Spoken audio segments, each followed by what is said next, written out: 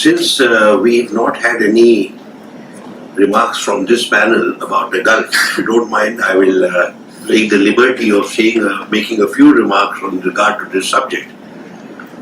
The positive side is that we are the preferred community across the Gulf. As I said, we are 8 million strong. We reached this figure over the last 35 years. Initially, we were a poor 3 or 4. We had Yemen in 1982 when Indira Ji came to Saudi Arabia. We had Yemenis were number 1, Egyptians were number 2, Pakistanis were number 3, and Indians were a poor 4. Yemeni were 3 million, Egyptians were 1 million, Pakistanis were 500,000, and Indians were 250,000. And then it all changed dramatically. By the time you come to the end of the decade, you find the Yemenis have been thrown out, the Egyptians are frozen, the Pakistanis are frozen, it's the Indians who galloped ahead, and by 1990 we are 750,000, they all have remained the same. And then the picture changes within 10 years. In the year 2000, we are 3.6 million, and the Pakistanis are way beyond the low. In year 2010, we are 6 million, and now in 2015, we are 8 million. What a remarkable shift we have seen. Number 2, the remittances have kept pace with these numbers. So we are now getting about $35 billion. This was not highlighted earlier because many of these banking arrangements are through the US. But now there is a focus on this, and indeed some reports have appeared that perhaps Gulf remittances could be as much as 50 billion as well. Then there is a change in the profile of our community. In 1990, our community was more than 90% blue collar. Balance 10% were white collar, non-professional. And professionals were almost negligible. There has also been, I must share with you some figures regarding from where these people come from. Overwhelmingly, 50% of our community is from one state, Kerala. So if I'm looking at 8 million people, I'm looking at 4 million people from Kerala. Others are, so total of this diaspora is from the 4 states of South India. So Kerala, Tamil Nadu, Andhra and Karnataka provide 80% of our community, which is a blue collar community. They feed the blue collar community. The balance comes from all over the country. Now what are the challenges that we have faced? There has been, I have noticed, a steady improvement in increasing sensitivity of local governments with regard to the treatment of the labor, particularly of our labor. And there is, as I said, increasing sensitivity, so new institutions have emerged with focus increasingly on welfare. Earlier, they used to be very reluctant to engage with other governments, the sending governments, on these subjects of migration and the welfare of the community. That has changed. And slowly but surely, the government of India has entered into bilateral agreements on community welfare with all the countries of the GCC today. That is, the challenges we face, and I must say to you with deep respect, most of the challenges that we face originate in India. A very powerful nexus of recruiting agent, bureaucrat and politician has been set up. It has been in place from 1970s and it's very powerful today. As a result, you have 2 consequences. Number 1, large numbers of our people pay large sums of money to the recruiting agent before they are able to get out of the country. Therefore, when they have paid this huge sum of money, they are today enthralled to the persons from whom they borrowed the money to pay. When I started my career in Kuwait all those years ago in 76, the going rate was 7,000 rupees. By the time I came to Baghdad a few years later, it had become 25,000 rupees.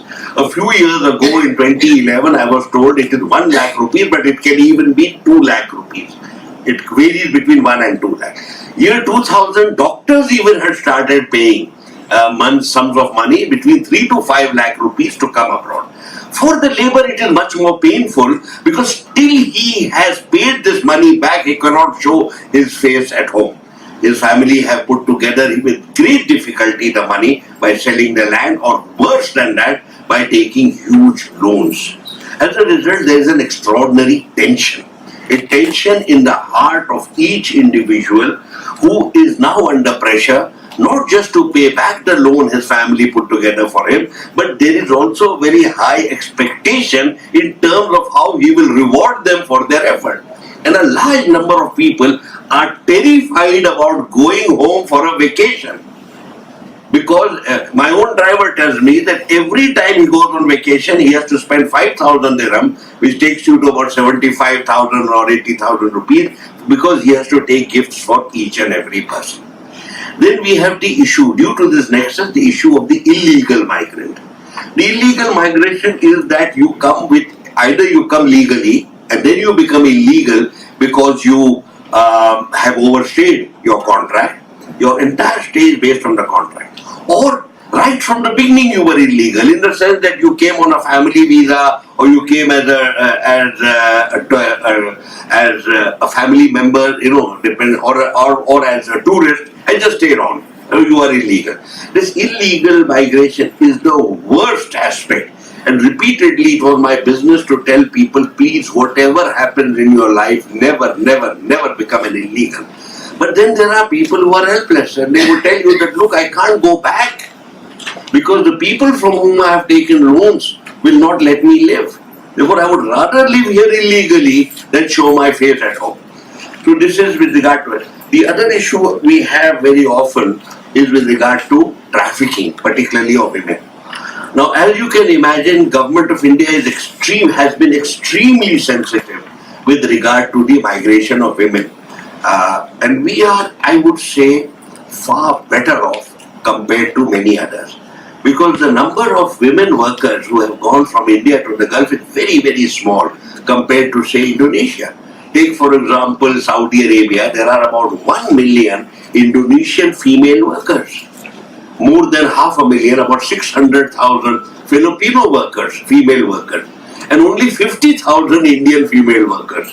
Long ago, when I was Consul General in Jeddah, looking at the state of the community where I was located and the level of development, I had put the minimum age for migration, for the employment of women in Saudi Arabia at 40 years. And I'm happy to report to you that it's still in place. In the other cases where we regulated the employment of female workers, particularly as maid servant, we have put the minimum age of 30 years. And we have put some conditions. All the problems that embassies face in the Gulf with regard to women are those who came in illegally. And you are astonished as to how a woman can come illegally when you have so many procedures in place because of corruption. There is, as I said, this nexus. I learned in my posting, there is something known in Kerala and Andhra Pradesh, pushing visa. A pushing visa is that this minor girl, completely illiterate and incapable of articulating even her name properly, is pushed through the immigration counter, physically pushed, so that she crosses the border, crosses the barrier, goes and sits in her flight. That has become a little more difficult now because the cameras have been put in place. But you know that all technology will crack against the rock of corruption. So you cannot be entirely sure that you have a foolproof system. I have seen the abuse these women are subjected to by the people who are at the other end. And many of them may not have come as prostitutes, but many of them may be reduced to that. They take shelter with the embassy at a very late stage in their life. And I have found not even a minimum interest with regard to how they reach there. As you know, prostitution and trafficking is a two-way street, in the sense that you send a woman here, very largely you will find local authorities are participating in that. So when you have set up a brothel in a certain locality, almost certainly the police personnel would know about it. We had a dreadful case of a lady my colleague who came to us in the embassy in Abu Dhabi for shelter, and she gave the names of all the people at full day. She was still lucid. She could give the names of all the people in India and the people here and their address, etc. And my colleague was absolutely thrilled. And he said, now we are very lucky, we can break this gang.